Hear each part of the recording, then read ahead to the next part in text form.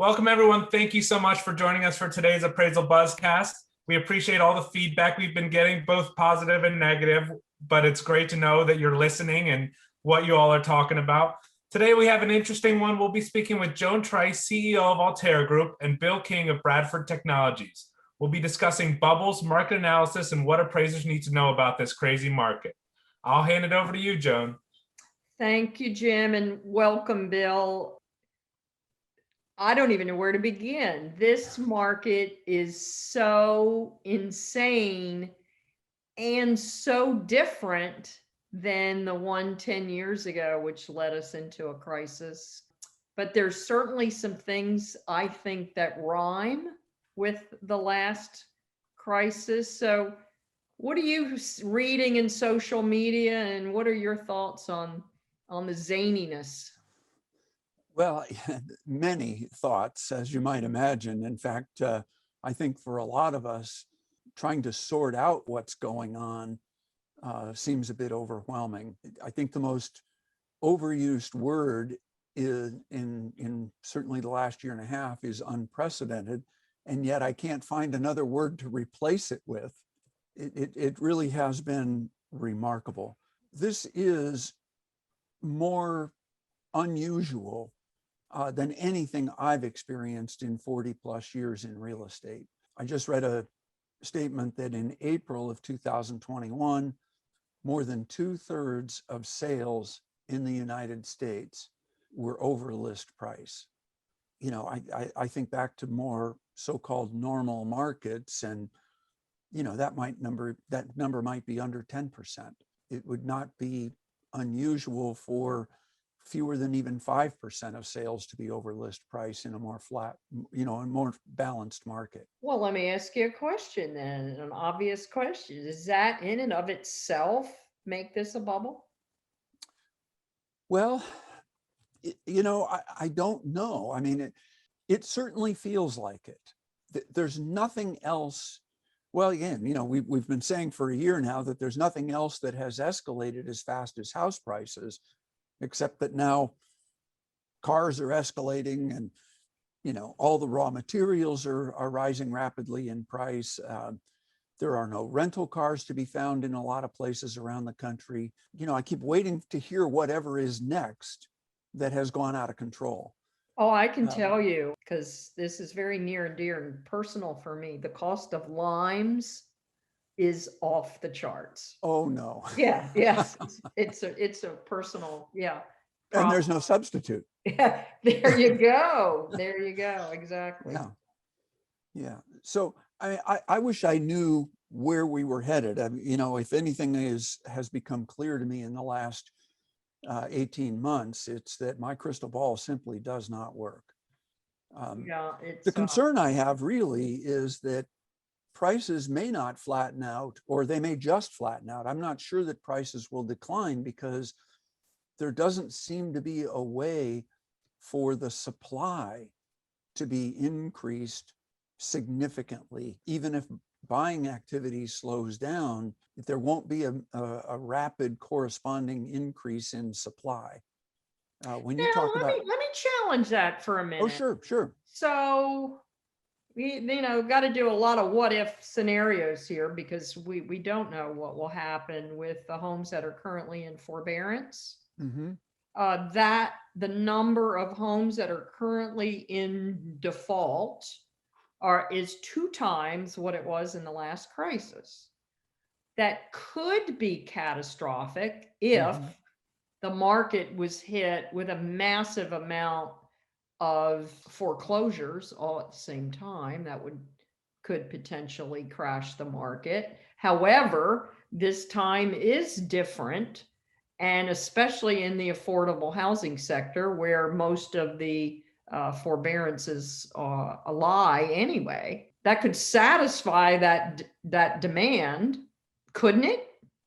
I mean, what are your thoughts around that? Well, no, I think that that's a very valid point. I think the question that I would like to consider is, will those really come out into the market at once? And I think the answer is probably not. And therefore, if they come into the market over a period of time, the impact will not be as great.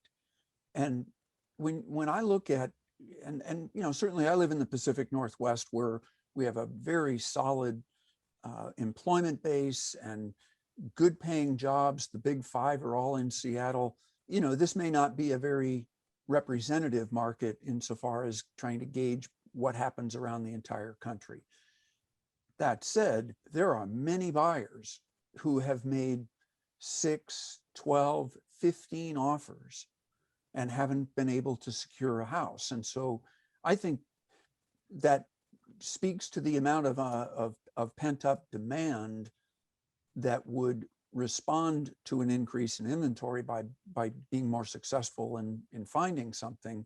But I also think it contributes to the price increases, because I've certainly heard from plenty of brokers who have said that their buyer had made 5 or 7 or 9 previous offers and had not successfully secured the house.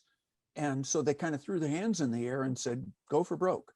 So they're consciously and deliberately bidding up way beyond what might otherwise be regarded as a reasonable level, because they're just simply tired of shopping for a house. All right. Well, I tell you what I'm going to do. Let's take a break right here, Bill. Sure enough. And when we come back, let's talk about what is the definition of market value, and what you're describing is that market value. So Jim, Great question. Yeah, Jim, have a commercial message. Thanks, Joan. In uncertain times, you need a certain partner. If you don't have to sacrifice top-notch coverage for an affordable premium. Intercorp has all the options and is sure to have just the right one to fit your specific needs. They provide the appraisal profession with competitive, best-in-class E&O coverage solutions nationwide. Having served the insurance needs of the industry for more than 25 years, Intercorp understands the risks you face every day. Whether you're an individual appraiser, appraisal firm, residential, commercial, or an AMC, visit intercorpinc.net to get a competitive quote today. So, Bill, let's talk about the definition of market value. I'm watching a lot of conversation in social media. Well, if there's a willing buyer and a willing seller, they stop there. That is not the only component of market value. And I urge all of our listeners, and then some, to pull out the definition, dust it off, and read it. So what are your thoughts around that? Well, Joan, this is a topic that's been of great interest to me for a long time. I have a couple of thoughts on it. Number one, to your point, there are several components to this definition of value, and they are linked together. It's not an either or. You don't get to pick one and that makes you within the definition. I think a couple of ways that these transactions certainly get to the outer limit of the definition of market value lie in the fact that, going back to the buyer who has made 5 or 6 offers, throws their hands up, and is now willing to pay whatever price it takes to secure a house and bring that agonizing process to an end. Is that typical? Is that a typically motivated buyer?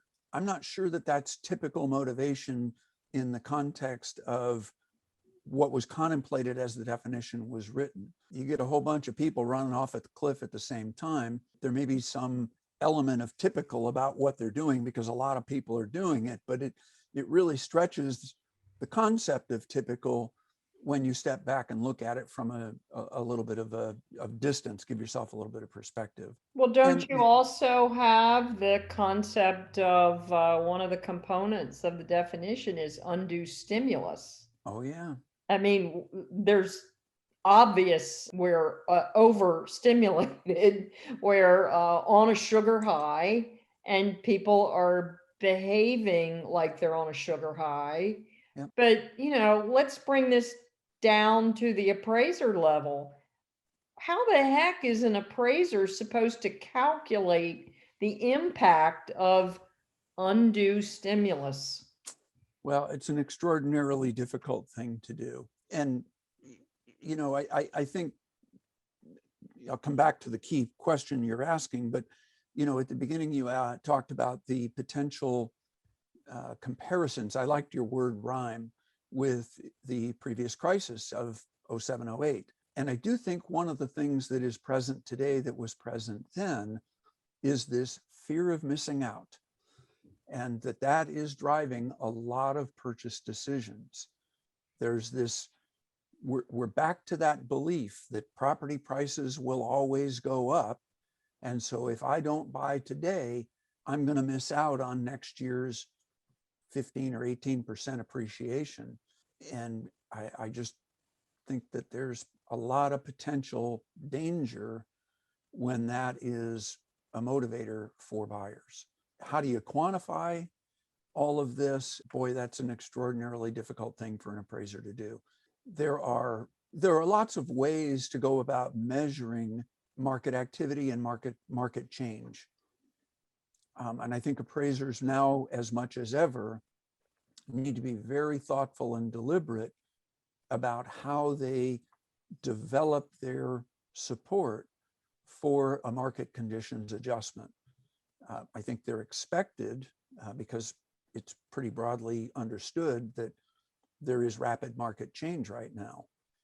But it doesn't relieve the appraiser of the duty to conduct the analysis and provide bona fide support. But I think the bigger challenge for appraisers today is that if you think about the way the appraisal is done, the focus for the final conclusion of value in the appraisal is necessarily based on the closed sales.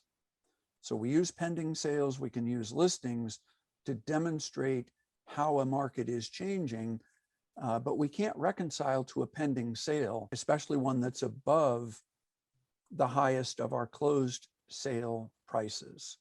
So, we've got that problem to work with. Part of what challenges this further is, even if I have a sale that closed yesterday, the meeting of the minds on that transaction was probably 30 days ago. So really, my most current sale reflects thinking that's at least a month old. And certainly in the Seattle market, 30 days is a long time when it comes to pricing. We're seeing monthly price escalations, some cases above 2 or 2.5%. So you can have pending sales that are being bid up themselves and reflect higher prices than your most recent closed sale. But the appraiser's kind of hamstrung by the GSE requirements and lender requirements to reconcile within the closed sales. Yeah, but even then, let's say all 3 of your closed sales sold at 20% over ask. You're not adjusting for the speculative value of you're instead paving the way for the greater fool theory that I'll pay 20% more than the knucklehead did last month. And what's the difference, Bill, between that and the momentum chasing of GameStop in the stock market? I mean, the opening ask price on GameStop stock this morning is back over $200. And I don't think, so there's a real argument, that applies to stock market and the real estate market of, the old quote from Warren Buffett, price is what you pay, value is what you get. Do you want to put that GameStop stock in your kid's college fund? Yeah, probably not. Yeah. I think one of the problems with the spread between list and sell price is that there are a lot of agents who will deliberately list somewhere south of where they would have in a more balanced market to inspire The that auction. level of competitive Yeah. bidding. Yeah. And again, we started seeing virtually every listing I see today says, we are going to review offers on Thursday at 4 o'clock. Don't be late. I can't think of a time in my career where that was the norm. Not in my entire career. I don't even recall it being prevalent in the 05, 6, 7 bubble. There was a more competitive general landscape then than I think there is today. So I don't know how an appraiser adjusts for it. The thing about it is that when that price is bid up, in a lot of cases, the difference between even what the appraisal comes in at and the contract price is a figure that the buyer is willing to make up in cash in order to keep the deal moving. So a lot of the sellers, a lot of the agents are telling their sellers to require an appraisal addendum in the purchaser's offers that says, I'll cover the gap if the appraisal comes in lower than the contract. Yeah, that leads to some interesting affordable housing problems. Well, exactly. Yeah, let's do this. Let's break for another commercial message, and we come back, we'll pick up and talk about affordable housing. Thank you. ProxyPix is the first of its kind on-demand system for getting the location-specific media you need from wherever you are. Their simple-to-use platform creates an online marketplace matching people needing property photos with proxies or data collectors near the requested location. Through crowdsourcing, you can get current up-to-date photos of anything on the map within hours, if not minutes.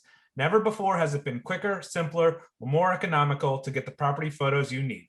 Sign up at proxypix.com or download the ProxyPix app available in the Apple and Google Play Store.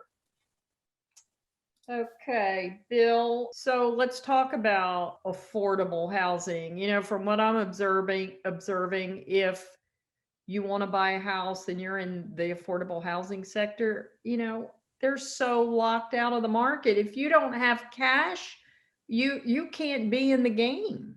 Correct. This is exacerbated. So keeping interest rates artificially low is actually the impact is hurting the affordable housing sector the most.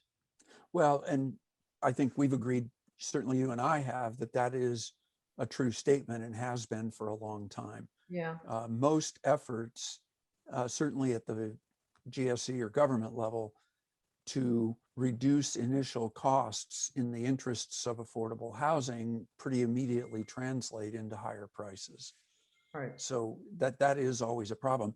And the way that buyers are being frozen out today is that if a seller is looking at a conventional offer with an appraisal addendum that says I'll cover the spread, an even higher priced FHA offer isn't going to win out because of the concern about actually closing. Right. And so that's a huge impact on affordable housing for so many people, and it really is unfortunate. So those folks get pushed back into a rental market that's also squeezed. Yeah. And they end up paying more in rent than in many cases they would have paid to own the house that they were bidding on.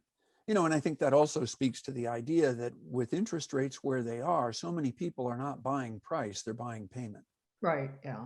And consequently, the price went up 20%. Oh, well, my interest rate went down, so I have a better payment. Yeah, exactly. And, There's, and yeah, you got to live there for a long time. Equity, that's where we've gone off the rails. Yeah.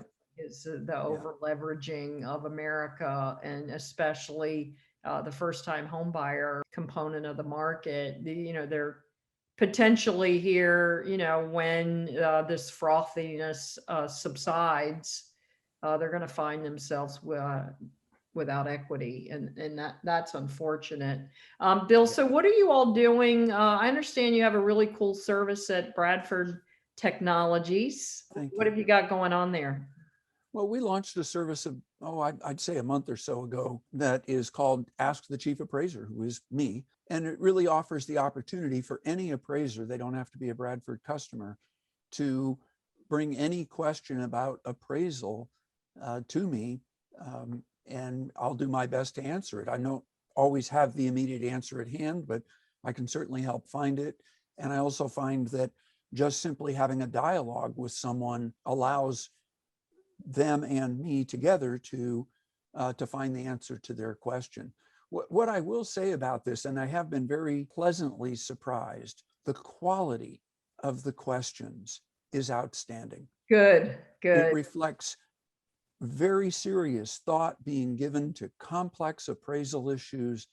It shows me that appraisers are really working hard to do a really thorough job, to dot every I, to cross every T. It's refreshing. It's Good. absolutely refreshing. And Glad to hear that.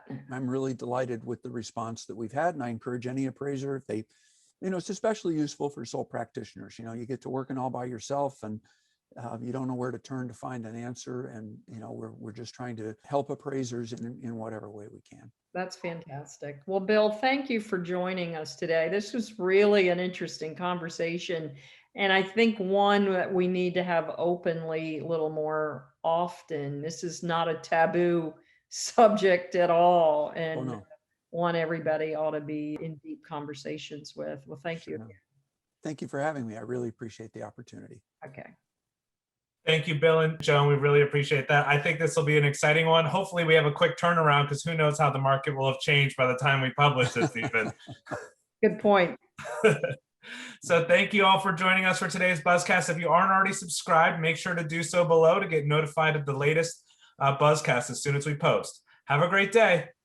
Stop waiting 30 days to get paid on your appraisal invoices.